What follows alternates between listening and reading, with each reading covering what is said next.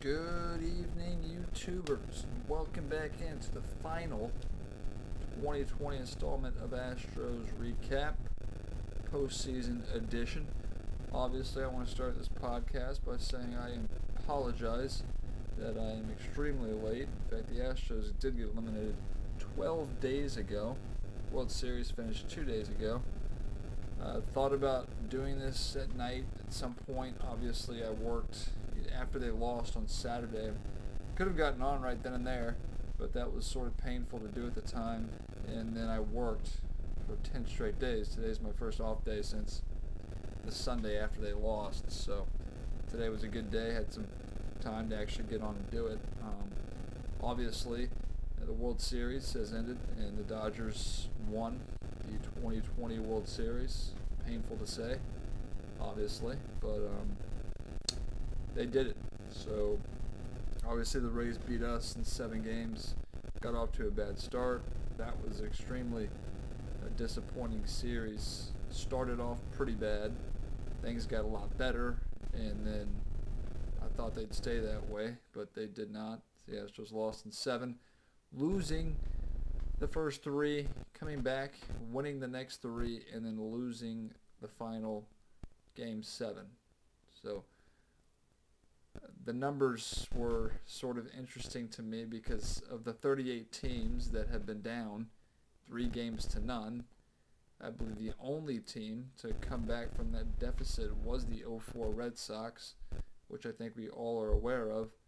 But the other 38 teams that were in that scenario, none of them even made it to a game 7. The Astros were the only team, of course, with the Red Sox. The only difference is the Red Sox won that game 7. The Astros did not. So it was disappointing in the fact that I felt like we had all the momentum, felt extremely good in game 7.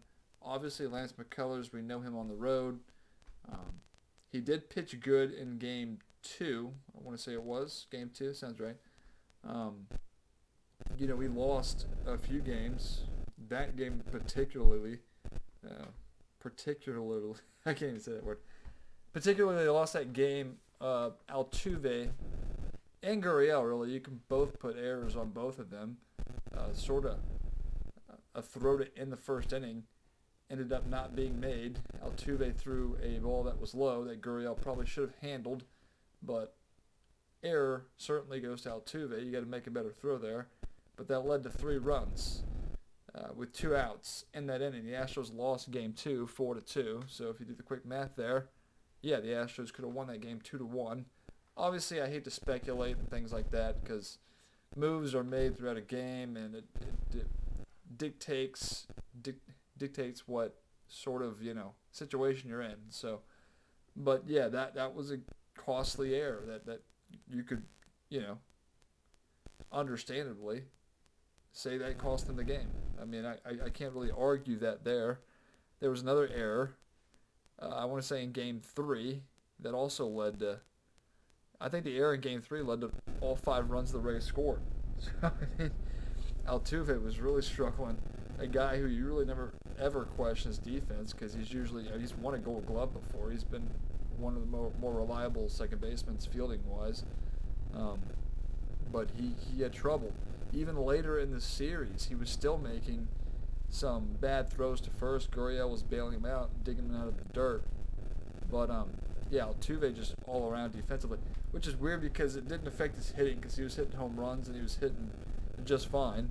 I just felt like defensively things were not going well for him, and I think it was sort of in his head, more mental as the series sort of wore on. But at the plate, he was just fine. So it's kind of weird how that sort of played out. But yeah, disappointing just because of what I said. I mean, you win games 4, 5, and 6, and you're set up in game 7. Obviously, I mean, like I said, Lance McCullers, this dude, big question mark going into this year. Obviously, he wasn't on any pitch count or innings limit because of the shortened season, which was one of the things we were benefiting from. So you had that there. Obviously, Verlander who had surgery and was not going to, make the team or be able to pitch for the first month or so.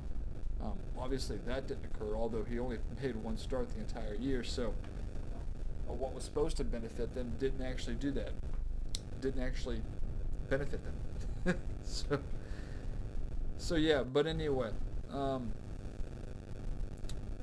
could go through all these games. I mean, any of you Astros fans pretty much know what happened. Altuve obviously hurt him a little bit. Starting wise, you had who did we have in Game 1?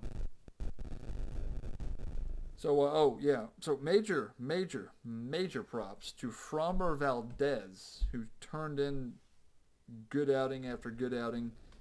Game 1, I did think it was important. If I had previewed this series, I can't remember if I said this on the podcast last time or not, but I do remember saying that the Astros needed to get a game early for me to feel confident, whether it was Game 1, Game 2, because their best starters, with obviously Framber pitching in Game 1, he was very good, going 6 innings, 4 hits, 2 runs, both earned. He walked 4 but struck out 8 and got you through 6. Giving up 2 runs, you'd feel pretty good about that, but the Astros really couldn't score. Altuve hit a home run in the first, and that was it the rest of the game. Another big storyline in the first 3, so you talk about the Altuve errors, which occurred in Game 2 and 3, which led to a lot of runs. The Astros really couldn't hit with runners in scoring position.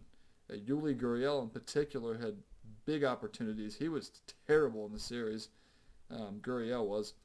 But he had big opportunities with runners on first and third, nobody out. Runners on first and third, 1 out. Or bases loaded, 1 out. Seemed like that happened 2 to 3 times in the series where he would ground into double plays in the inning. Just Gurriel, a guy we usually have not really seen struggle for this long of a period of time, but really ever since he signed that contract. So he signed the contract extension to play next year for the Astros. Very late in the year, might have been even in the first round against Minnesota. But since that point, he's really struggled. Not that I think that really has anything to do with it. I think that's more of a coincidence than anything else. But yeah, Gurriel struggled mightily. And the fact that they were playing, I talked about this earlier as well, the fact that they played Josh Reddick as the DH is just like mind-boggling to me. Like he is horrendously terrible with the bat. And we went over that in the Oakland series, and pretty much the entire year he's been pretty terrible. So, yeah.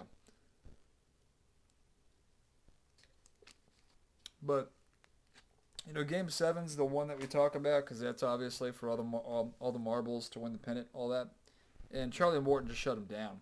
In fact, he was taken out early, which was crazy that Kevin Cash would do that. In fact, he just cost them a chance to play in a Game 7 by pulling out Blake Snell after he had thrown 70 pitches and was just mowing down the Dodgers.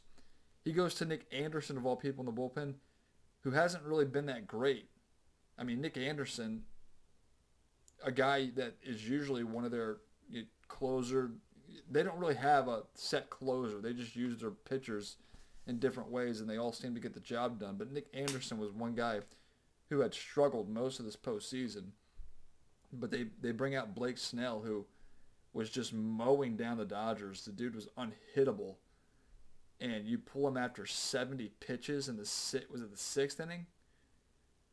And then Nick Anderson coughs it up, and Kevin Cash looks like a complete idiot right now. Which is,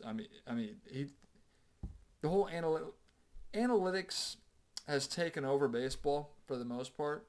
But when you get into postseason games, you have to go with your gut. What you see, they call it the eye test, right? What you see out there. And I just can't believe. People talk about A.J. Hinch, costing the Astros the World Series, which I didn't have an issue with him taking out Greinke in Game 7 of last year's World Series to go to your most reliable reliever. It just didn't work out. I don't blame A.J. Hinch with that move. I had blamed A.J. Hinch probably more than most fans for some of the bullpen decisions he's made. But I did not disagree with that move. But this move was just... So that's the move people are talking about in the World Series, but he made a similar move in Game 7 against the Astros. This one worked out, although if it didn't, he probably would have been blackballed again. But he pulled out Charlie Morton, who was mowing down the Astros, to go to Nick Anderson. It did work out, but uh, talk about over managing games. That's what Kevin Cash has done. He deserves all the criticism that he's gotten. He deserves it all for doing what he's done. I mean, when it comes to playoff, if you want to go analytics in the regular season and play the numbers, that's fine. And I mean, Kevin Cash stuck to his game plan. He was not going to deviate anyway. Third time around the lineup, we get him out. That was his game plan for really all of his starters. But I mean, you have good starters. Blake Snell, Charlie Morton, Tyler Glasnow. You have good starters. He just refuses to let them go deep into games. And he has a good bullpen. So, but Nick Anderson wasn't one of their better bullpen pitchers. So I just thought that was sort of weird. Obviously, Peter Fairbanks was one of their better guys. John Curtis, I think, is his name. You can throw me a few others. You had Aaron Aloop. Um, I just thought, yeah, he overmanaged, and it cost him in the World Series. Didn't cost him in the ALCS, although it could have very easily. But in Game 7, the Astros really just couldn't get anything going. McCullers, um, Arozarena was the MVP. He killed the Yankees and he killed the Astros. Hit a big home run in the first inning of Game 7, so the Astros were behind early and can never really get anything going against Charlie Morton. They finally got runners on first and third with 2 outs, and that's when Kevin Cash pulled him to bring in Nick Anderson. But I believe the next hitter grounded out to second to end that inning. So, yeah, it was a lot of stories. It's like the tale of two series or two. I mean, the Astros were so bad in games 1, 2, and 3, couldn't hit. Pitched okay, but not good enough. And then games 4, 5, and 6, they were actually getting some timely hits and pitching very well. But yeah, Framber Valdez was great. Christian Javier, the bullpen, was great. I think Paredes showed us some good things out of the bullpen as well. Presley was getting the job done more often than not. He struggled in Game 4 against the A's, but other than that, he was doing what we would have hoped he would do. So there were some good things to look at, but the team, I mean, obviously when you lose in the playoffs, it's disappointing and it takes a few days to get over. Obviously 12 days after they've lost, I am over it now, and now I can sort of just look at what happened and appreciate the fact that they got to 7 games in the ALCS when they had really no business being in the playoffs to begin with a 29-31 record. But the Astros is what I expected. This is what I would hope that they would have gotten to, and they got to the expectations I had for them for this year. So can't really be a whole lot upset. Obviously, losing in the playoffs is disappointing, but when I look back at things, I'm happy they got to where they got, and we'll see what happens next year. Obviously, a lot of interesting decisions for James Click to make.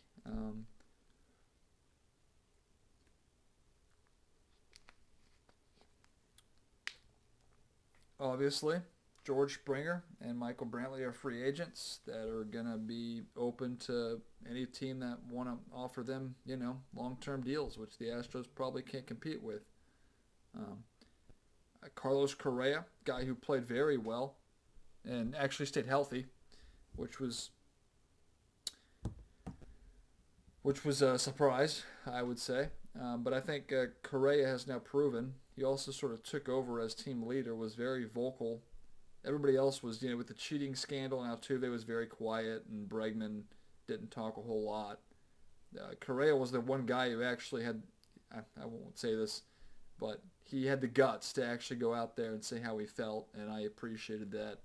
And I think he sort of took over as sort of the leader, especially vocally, the Astros. I think it's time to lock him up. I think he's proven. I've never questioned Correa's ability on the field. It's always been the injury history with him. But you'll cross your fingers there and you'll try to lock him up. I think doing that is really going to handcuff you with Springer and Brantley. I'd love for them to be able to sign one of them. I think the easier sign would probably be Brantley, just because I feel like Brantley was a guy that, you know, the easier guy would be Brantley, but I also think Brantley's probably the better of the two because I just think Springer's not consistent enough. But I would probably think that they're going to lose both of them. I certainly don't think they keep Springer. I think there's a chance with Brantley, very slim chance, but I would probably say both of them are probably going to be gone. So you have a lot of outfield work to do because obviously Josh Reddick is not coming back. So you have Kyle Tucker. Miles Straw's not an everyday outfielder. He's not good enough. And the other guy, who is the other outfielder? There's somebody else out there that I'm not thinking of off the top of my head that's another guy that's not an everyday outfielder. I wish I could think of who that is. But so yeah, outfielder is going to be a position of need in the offseason, obviously. Infield wise, I mean, you got Bregman, you got Correa, you got Altuve, you got Gurriel, so you're good there. Maldonado for your catcher, he's got another year. We got him for another year. Pitching wise, so bullpen pieces I think need to be added. I think one, maybe two for sure. I mean, you'll still have Presley. You'll have Paredes. Other than that, I mean, there's not a whole lot. I mean, Blake Taylor, I guess. Brooks Raley, we'll wait and see. Obviously, Austin Pruitt and Brad Peacock are two guys that I don't know what Pruitt's situation is. I know Peacock's a free agent, and I don't know what they necessarily want to do with him. But I think Peacock was with the team for a little bit. I think he came in the same time that Christian Javier did. So, but he wasn't here long. I could be wrong there, but I feel like Peacock was here for a few games and then he got hurt again or whatever it was. But yeah, so bullpen wise and outfielders are your two big needs when all this shakes out. Starting pitching wise, I actually think we're in pretty good shape. I mean, if you get any resemblance of Fromber next year, what he did this year, he's a 1 or 2. You also have Christian Javier who pitched very well for him. And I mean, obviously there'll be no Verlanders. That hurts. You'll see what you get out of Greinke. You still got McCullers, who I still think is a question mark, and you got Urquidy still there. And let's not forget Forrest Whitley, if he's healthy, should make impact next year. So starting wise, I think you got a good chunk. I feel like of starters that we'll see.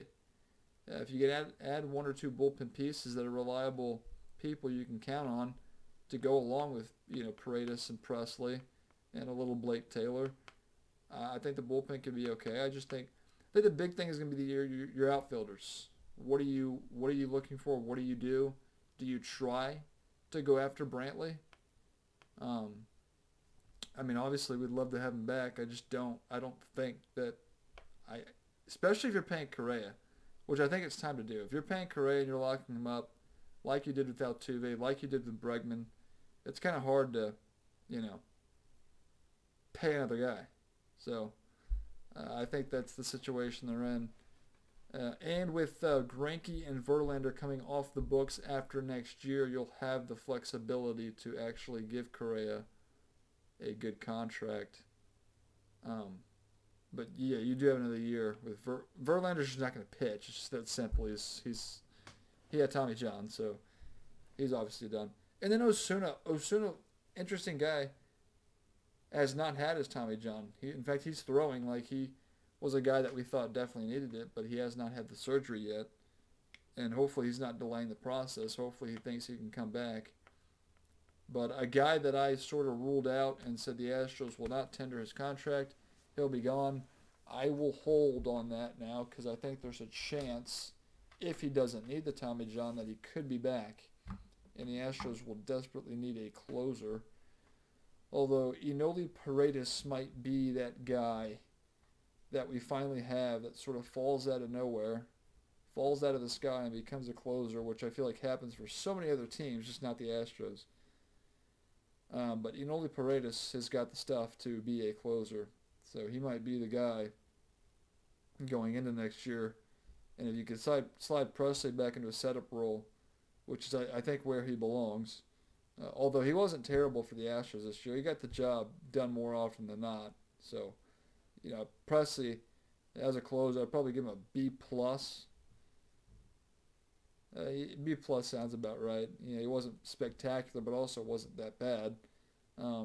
But again, he's better served as a setup guy. That's where he's made his living, especially in an Astros uniform. So I think that's where he belongs. But so adding, a few bullpen pieces, I think is important, obviously, and then you got to work on the outfield. So James Click's got some decisions, and I've held off on judging him. Obviously, in comparison to Jeff Luhnow, it's interesting because Luhnow was a genius, and James Click, only move he's made was the Brooks Raley deal, which, if you want to say, I have to look at Raley's numbers to get like a sense of how well he pitched, but I wasn't a huge fan of Raley throughout the year.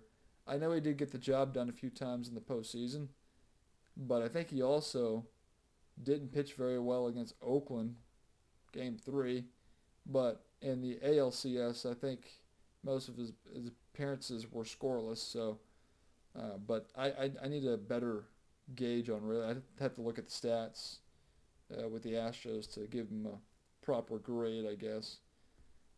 Based on what I know now, I'd maybe say like B minus for Raley, maybe something like that.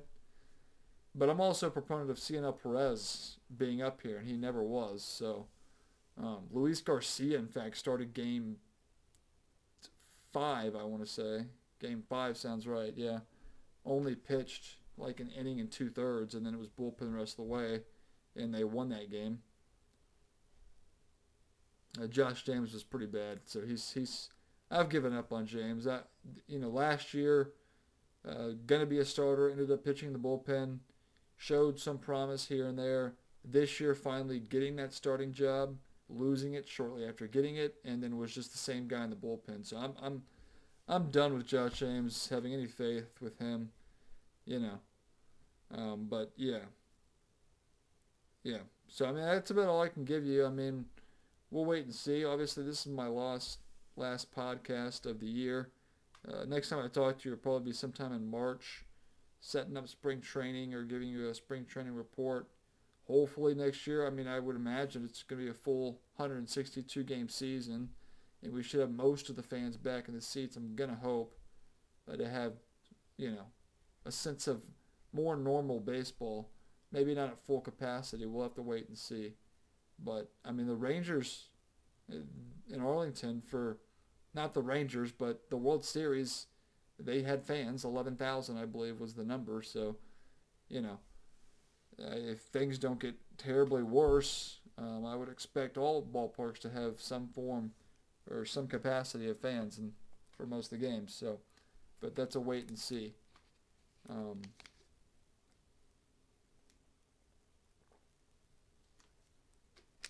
So, yeah, I mean, I'm trying to think if I missed anything. Obviously, the Dodgers 1-6, so they're the World Series champions. Um, in a 60-game season, we talked about this a lot. Well, I don't know if we talked about it a lot, but obviously the 60-game season and a lot of question about the year, and 60 games playing basically a third of what you'd usually play is kind of not normal. Expanded playoffs, universal DH, your extra inning, runner on second rule.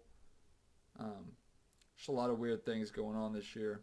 But got used to the whole I feel like as the season drug along, like I watch NFL football now, and I don't even know. Like I'm not the whole no fans thing, like I don't even think about because I'm watching an NFL game. So it's just but fans will slowly start to make their way back in. I know the Texans are allowing some fans. College football, they're allowing some fans. So, but the fan thing, one of the big thing, big things that was talked about with no fans was, can these players get hyped up and have motivation to play these games? And that has not been an issue at all.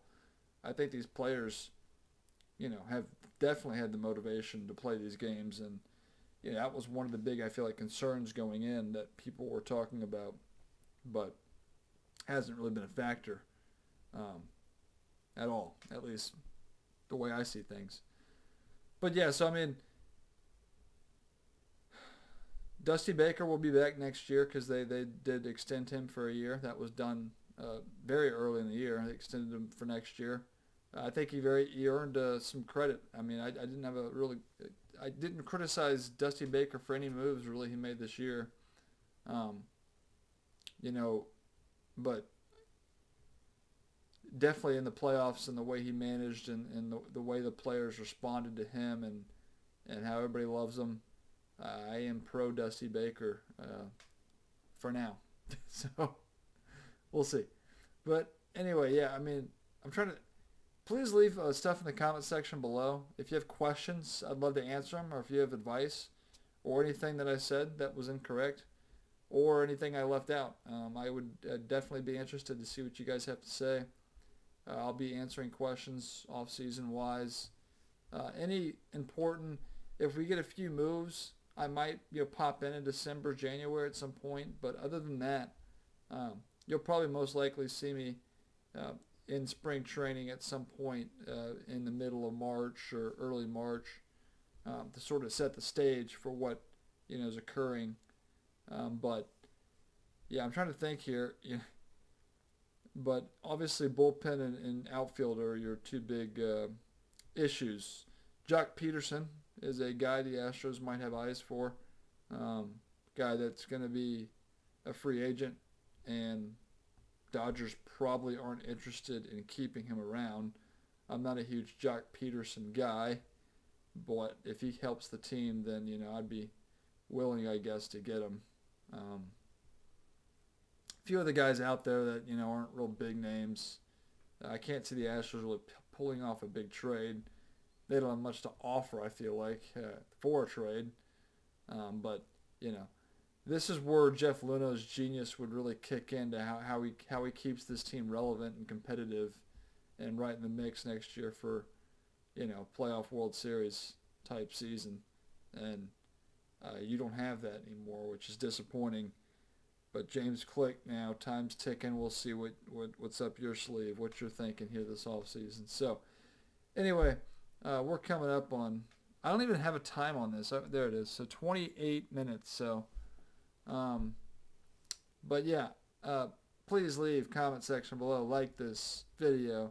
Share it with your friends. Do all that good stuff you can on YouTube. And obviously the comments, love to respond to what you guys think.